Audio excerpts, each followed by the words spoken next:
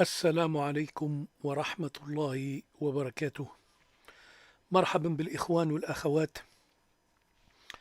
راح نتكلموا الإخوان على واحد الخبر مهم جدا جدا جدا. 3 مرات صفعة قوية فرنسية للمخزن قام بها عميد الدبلوماسية الفرنسية والمبعوث السابق لفرنسا لدى الأمم المتحدة. هذا الشخص هذا اللي اسمه جيرار أغو دار تصريح على التويتر خطير جدا، إلى درجة أن المغرب بسرعة قام بالرد عن طريق الهسبريس وعن طريق مجموعة من الصحف. وتعرفوا لماذا رد المغرب الإخوان؟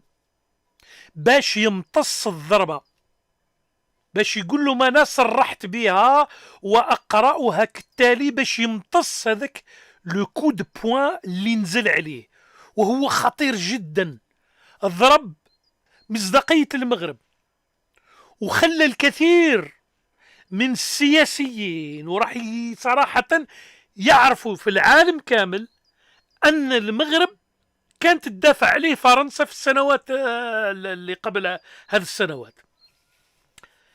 إذن قبل ما راح نبدأ الساعة نعطيكم الخبر تقرأوه وتشوفوه، وبطبيعة الحال نعلقوا عليه كعادتنا.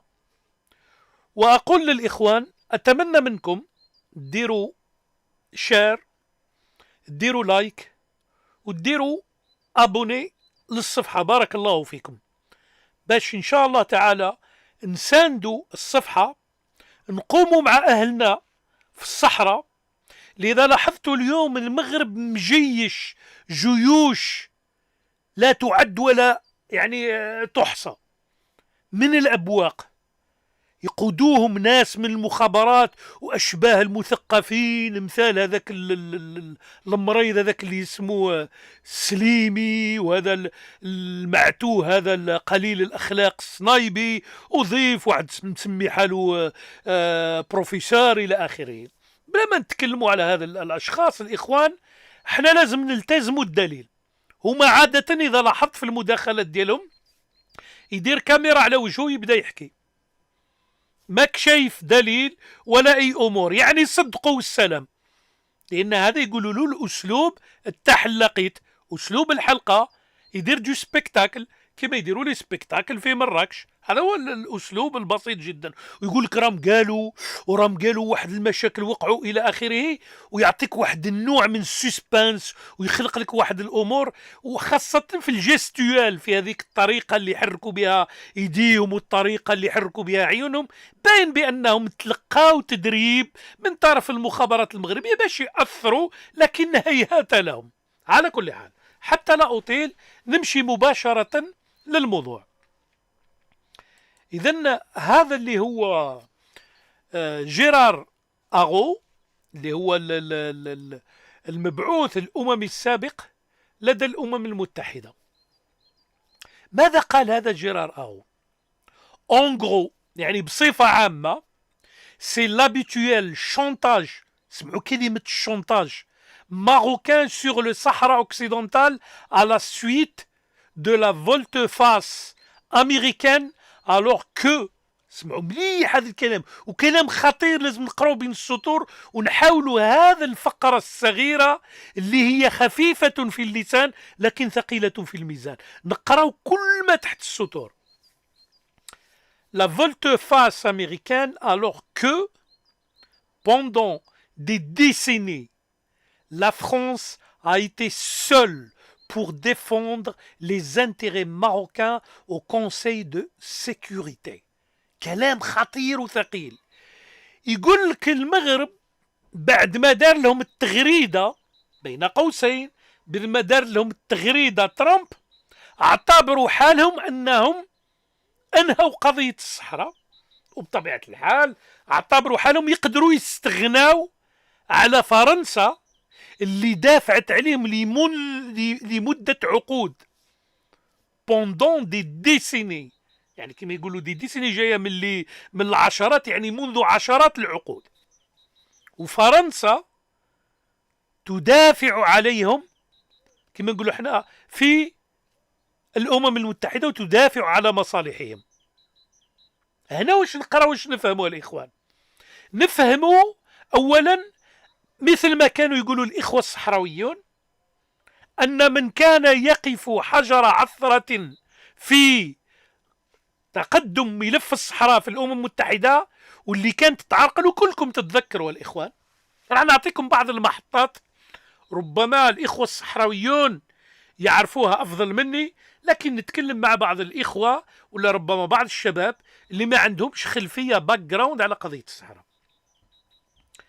مؤخرا الإخوان وقعت واحد القضية معروفة يعرفوها الإخوان الصحراويين، وهي الاعتصام اللي قاموا به أهلنا وإخواننا الصحراويون في قديميزيك، وهي منطقة قريبة من العيون. خرجوا ونصبوا خيمات بطريقة حضارية ويطالبوا بحقوقهم السياسية، ومطالبين ما يسمى باستقلال الصحراء. وقام المغرب آنذاك الإخوان جاهم على 5 تاع الصباح، جاب القوات وجاب العسكر وجاب الأمور، وهما ما قاموا حتى بشيء يعني ضد القانون.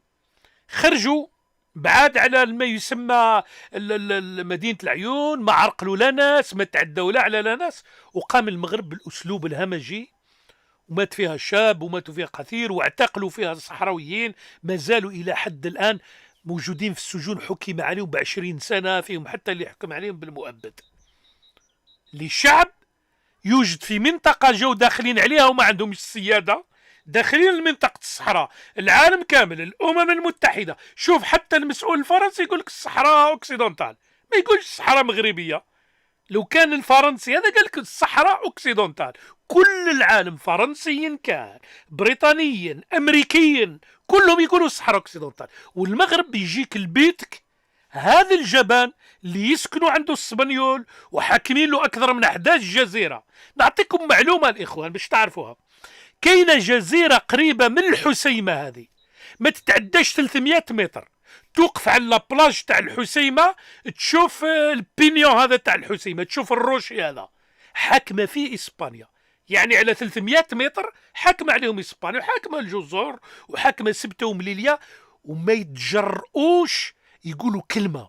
مؤخرا إذا سمعتوا لما تكلم المسؤول على النائب المسؤول على الهجرة في الاتحاد الأوروبي، وصرح وقال بصريح العبارة أن سبتة ومليليا تعد حدود للاتحاد الأوروبي بدون نقاش. قام المغرب بين قوسين زعما باغي يسترجل، بدا يراسل ما راسلش الاتحاد، دار واحد الطريقة يعني صراحة طريقة الجبنة.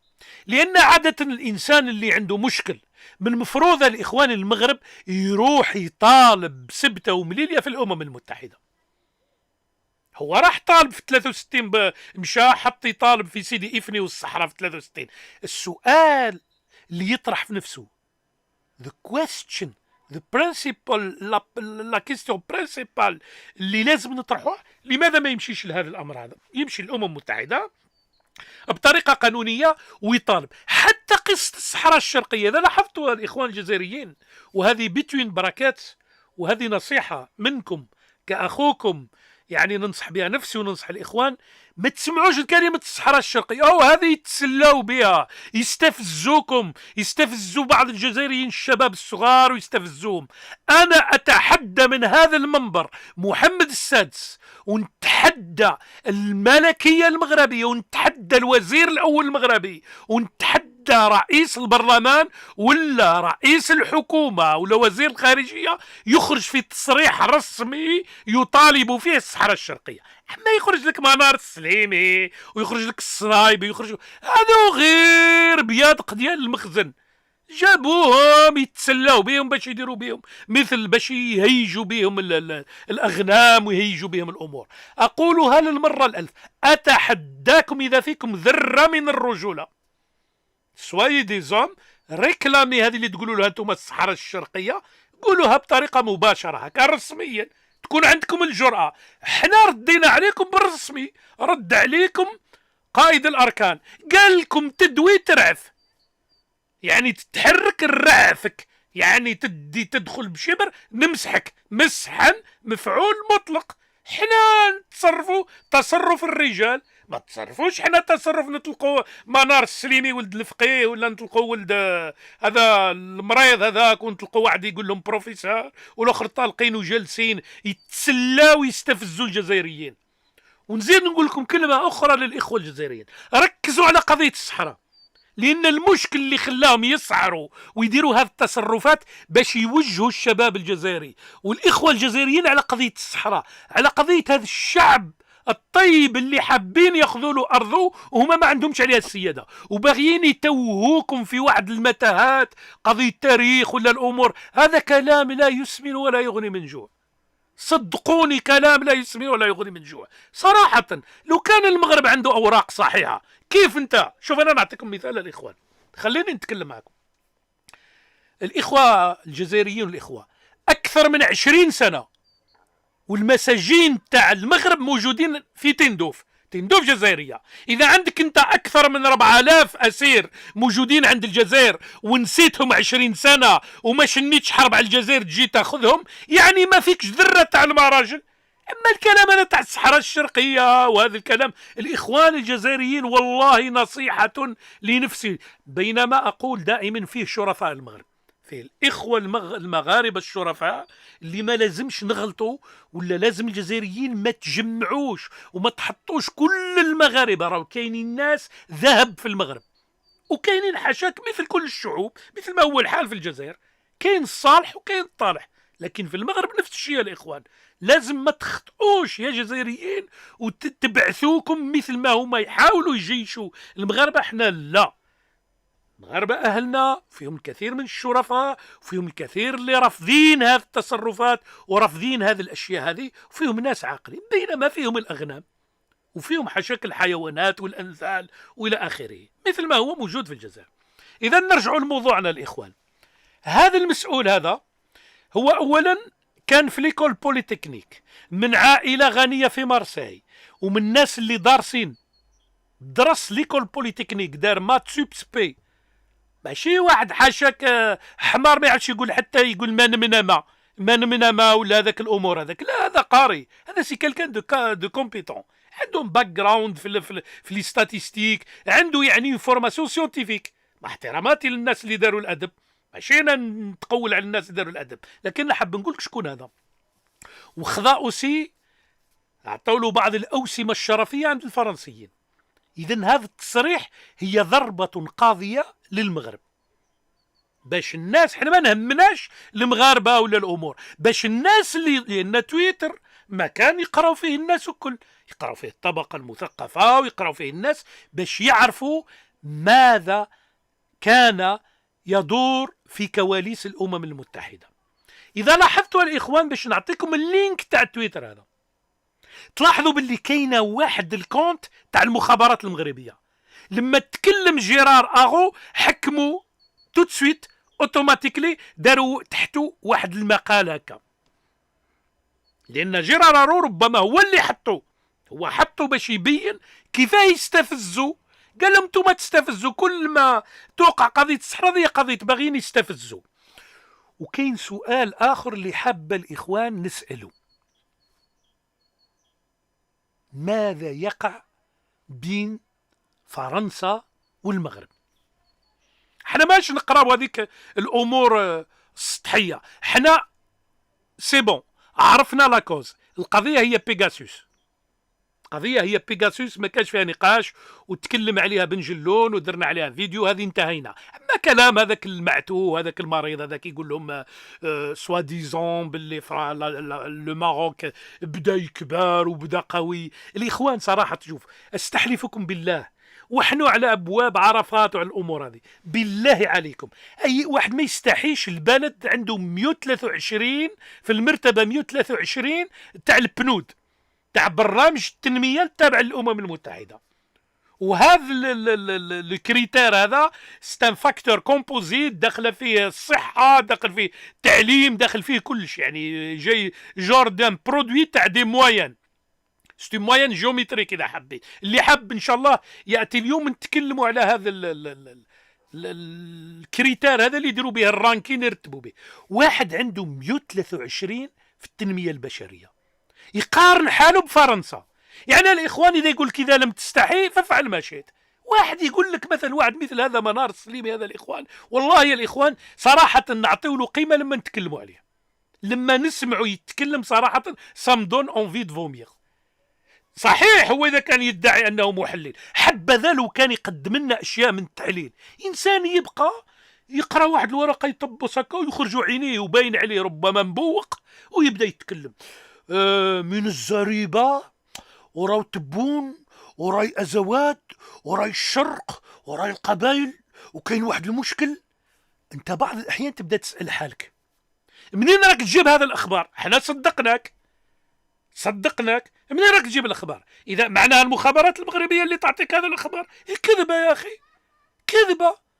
بارسكو جوستومون لازم دير بروباغندا. هذه قدم مثلا دي فيديو، قدم مثلا مراكز. انت تدعي انك قريت لا جيوبوليتيك وقريت الامور هذه وتقرا لي توندونس وتقرا الامور هذه، وين تعطينا مثلا قال كاين واحد الدراسه دارتها فورين بوليسي، كاين دارها مثلا مركز الدراسات ولا مركز الايزيس كريزيس ولا من هذه الامور نستفادوا. حتى ولو كنت تكره الجزائر نقولوا احنا نضيعوا شويه من وقتنا ونسمعوا. تبين عليك حلايقي وباين عليك هرقاوي، وصدقني مع احتراماتي لاهلنا في ثلاث سيدي بنور ودكاله، باين عليك عروبي. اذا باغي نقولها لك عروبي مثل ما قالوها لك بعض المغاربه، انت عروبي، ما بيناش عليك انك تان دكتور ولا عندك دي كومبيتونس. عروبي بس، انتهينا. اذا الاخوان خلينا شويه نتعمقوا في هذا الكلام. اولا الاخوان هناك اتجاه جديد للفرنسيين، هما حابين ينسبوه لماكرون. قال لك باللي هذا التوجه الجديد اللي جاء في عهد ماكرون كما يعتبروه هو عداء للمغرب، كان حتى عداء للمغرب. هذه مصالح فرنسا، ما عندها حتى عداء للمغرب. الفرنسيين باعوا لكم التي جي في موجود عندكم، الفرنسيين معظم الشركات ديالهم موجودين عندكم، قالوا لكم تفضلوا لادا تركبوها، عطوكم امور، عطاتكم لاجونس فرانس دو ديفلوبمون هذيك اللي تعطي الاعانات. روحوا دخلوا كتبوا اجونس فرانس ديفلوبمون، شوفوا شحال من مليار خذيتوا من عندها. هذه من عند الفرنسيين. فرنسيين عندهم أكثر من 40,000 ولا 50,000 واحد روتريتي موجودين عندكم في المغرب. إذن كيف تحاولوا تقنعوا الناس أن فرنسا تعاديكم؟ لا، هذه كذبة. هذه مصلحة فرنسا، مصلحة فرنسا لا تراها اليوم في المغرب. عادي جدا، ما تأخذوهاش بالحقد ولا تأخذوها بالأمور، لأن هناك أوراق جديدة دخلت على القارة الإفريقية بما فيها روسيا، دخلت الصين، دخلوا كثير من الأشياء. التحالفات التقليدية اللي كنتوا تفكروا فيها وكنتم حاطين نفسها انتهت في شمال افريقيا. ظهروا قوى جديدة، ظهرت توجهات جديدة، والدليل على ذلك شوفوا في تونس الآن ما بداش ترضخ. موريتان، شوفوا ليبيا، شوفوا مصر، شوفوا الأمور. كاين واقع جديد. حتى العربية السعودية اللي أقوى منكم مالا وعدة ونفوذا غيرت الاتجاه ديالها ومشات نحو إيران، وبدات وتأكدت أن أمريكا ما راح توقف معها. انتوا ماسين كما يقولوا المصريين على دقة قديمة وما زلتوا فيها وحاطين مع الجزائر. أنا راح نقول لكم كلمة على الجزائر. الجزائر أعطتكم وقت طويل في العشرية السوداء، زدت أعطتكم وقت في وقت العصابة، خذيتوا وقت طويل وكان عندكم المجال مفتوح للدبلوماسية ولعبتوا، ورغم ذلك ما فعلتوا شيء. الجزائر عادت للساحة في أقل من 5 سنوات، غيرت لكم الحسابات كاملين وكل، وضعتكم عزلتكم عزلا. تكذبش على حالك. شوف اليوم راهي جاتكم اسبانيا والايام بيننا، وراح نديروا فيديو. احنا ماناش هذوك الناس اللي يديروا الحلقة. فرنسا هاي واضحة، ايطاليا واضحة، موريتان واضحة، تونس واضحة. الجزائر هذاك اللي كنتوا تقولوا على هذاك لو غران بروجي تاع الغازوديك اللي راح يجي من نيجيريا، انتهينا. البنك الافريقي راح يساهم. شتوا واش كتبتوا، واش كسرتوا، واش هاجمتوا، وانتهينا. وكاين مشروع ثاني وهو الهيدروجين اللي راح يمر من الجزائر على ايطاليا، ويمر من ايطاليا يمشي للنمسا، ومن النمسا يمشي لالمانيا، من المانيا للنمسا. وهذه معروف هذا اللاكس هذا، وراح تاخذ الجزائر من اكبر مشاريع الهيدروجين. هنا تكون الجزائر من اكبر الاقطاب الطاقويه اللي يحسب لها الف حساب. كاين على الابواب الله اعلم، الى حد الان انا ما نسرعش البريكس هذه، وزيد قوه الجزائر الان الاقتصاديه. اذا الاخوان الفرنسيين فهموا القصه، لان هذا السيد كان يشتغل في منصب حساس جدا، الا وهو مبعوث اممي للفرنسيين لدى الامم المتحده. ولازم قبل ما يدير تصريحات لازم يشوف هل هناك بعض الأسرار ولا بعض الإلزامات بحكم المنصب اللي كان يشغله. لماذا تكلم هذا السيد في هذا التوقيت؟ وقبل ذلك سمعنا هذاك التوقيت اللي خرجت به الإذاعة الإسرائيلية إي24. إذن هنا الإخوان أقول أن المغرب بدأ يفقد حلفائه، سواء في الشرق الأوسط سواء في أوروبا. إذن ضاع الحليف الوحيد اللي اليوم المغرب صراحة راح يحاول يعتمد عليه، لكن لن يفعل معه شيئا. كانت مصر قبله أول واحد دار اتفاقيات أو ما يسمى معاهدة كامب ديفيد، هم المصريون، ما نتجوا منها والو. تشوف اليوم عندهم مشاكل في سيناء على الحدود هما وإسرائيل. الأردن نفس الشيء، يعني أقوى منكم تاع الشاب اللفت، انتم ما راح تاخذوا شيء. زيد المشاكل الداخليه هذيك ما راح تتكلموا عليها. عندكم مشاكل، وخرج هذاك اللي يعتبر حاله البروفيسور وقال لهم راهي رجعت صاحبه الجلاله ولا هذاك يقولوا لهم، وهذا الكلام الزايد، كلام البسطاء، والكلام هذا اللي موالف يقولوه في الحلاقي. عندكم مشكل خطير، عندكم مشكل خطير في ولايه العهد، معروفه ويعرفها القاصي والداني، ماشي الجزائر، ماشي انا اللي راح ندير عليكم بروباغندا. اذا كانت تتكلم عليكم صحف اسبانيه، صحف بريطانيه، صحف امريكيه، حتى بعض المراكز يتكلموا عليكم على ان اليوم المغرب موجود في ازمه. عندكم اكثر من سنه ولا من سنه ونصف واحد ما جا زاركم، شي واحد ولا اثنين، هذاك اللي جاء تاع البريطانيين اللورد، وجاو بعض الامريكان واحده ولا اثنين وانتهينا. اما العرب ولا مثلا زيارات ايطاليه اسبانيا، هاو سانشيز معروفه. وكاين الاخوان خبر خطير اكثر من هذا وراح ننشره، اخطر خبر تسمعوه. اذا تحيه لكم للاخوان، واقول رب العالمين قوي، ورب العالمين اسمه الحق، ويقف مع الحق وينصر الناس المظلومين. إذا الإخوة الصحراويون ظلموهم المغاربة، ظلموهم وبغاو يأخذوا لهم أرضهم ظلما وعدوان. فالله تعالى جاب شروط وقيض بلدان وضع حلفاء أقوياء لهذا الشعب. زائد الشيء المهم والأساسي الرئيسي اللي هو أقوى من كل هذا الكلام، هي عزيمة الشعب الصحراوي. هذه العزيمة اللي حاول المغرب يطول ويمدد في هذا الاستعمار، لعل وعسى يتراجعوا الصحراوي. لا، كل ما زاد يوم كل ما ازداد الصحراوي، إلا وأصر على بلده وأصر على حقه وناضل بكل الأساليب. تحية للجيش الصحراوي من هذا المنبر، تحية له وتحية لكل الإخوة، وتحية لإخواننا في جبهة الساقية الحمراء ووادي الذهب، وتحية للحكومة الصحراوية والدولة الصحراوية. والسلام عليكم ورحمة الله وبركاته.